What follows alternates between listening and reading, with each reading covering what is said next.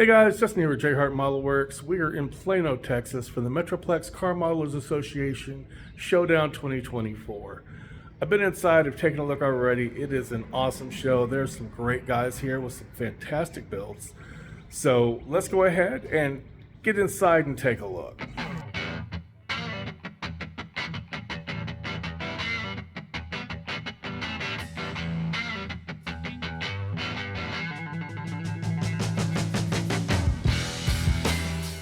Hey guys, I know I said we were going to take a look at the show, and we will here in just a few minutes, I promised. Bear with me. I figured I would go ahead and take care of things like, what did I bring? How did I do? Did I pick anything up from the vendors first? Then we will just finish out the video with some background music and a look at all the great, absolutely fantastic builds that were on the tables. It was stiff competition. There were some awesome builds. This is a great show. It's a lot of fun. It's all automotive, which is super cool. Now, what did I take? So for the street truck section, I took the 37 Ford pickup.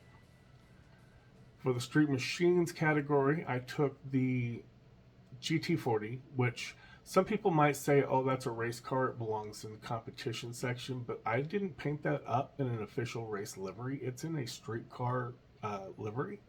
So I felt it went better in the street machines category, and it did. And I also took the 70 Dodge Challenger that I did in the Hellraisin purple. In the curbside category, I brought the Lamborghini Silhouette as well as the De Tomaso Pantera. And then in the foreign and exotics category, I brought the Gordon Murad Motive T50. I took a couple of older cars. I haven't taken them to shows before. I just figured I would bring them to show, let people see them.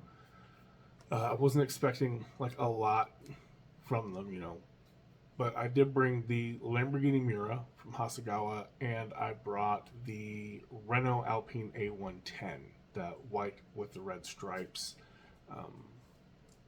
So I brought those along as well. So how did I do though? The 37 Ford took third in the street trucks category. The GT40 took third in the street machines category. In foreign and exotic, the Alpine A110, which was really surprising, took first. And it's surprising to me because there's a slight section on the very front edge where there's like just a kind of a bump in the way that hood lays out, and there was a little bit of red bleed, and apparently the judges just loved that car, so it took first. It was awesome. 70 Challenger, that car did surprisingly well. I've always felt that the Challenger was one of my best builds. It's been to a couple of shows and it's gotten no awards, so I was kind of thinking, well, maybe it's not as good as I thought it was, but it did take first in the street machines category. It also took best chassis and best engine. So the 70 Challenger did really, really well. Vendors. So there were some great vendors out there. TX 3D Customs was out there. He always does fantastic 3D printer resin engines. I'll put a link to him down below. David was out there with Detail Junkies. Fantastic photo etch guy, especially if you're into the lowrider scene, because he's very much a lowrider guy, so he does a lot of lowrider stuff. Not that much for the muscle, but mostly it was lowrider. There were several places out there selling kits, as well as some tools and supplies. Most of it was old AMT stuff, and I have zero interest in AMT stuff. There was some old Rebel stuff as well, just nothing that really struck me. Now, what I did pick up from David over at Detail Junkies, I picked up his car stereo set, which is basically just some photo etch blanks, and you get some decals for various car stereos that you can put over them. And I do have that 65 Fus Impala, so I grabbed his 65 Impala photo etch set. With that, you get a lot of really nice photo etch. There's some speakers in there, which these were some misprints, which is why he just hasn't sold them. And I didn't care. I'll 3D print speakers if I want them. There's a nice alternator bracket, some various odds and ends.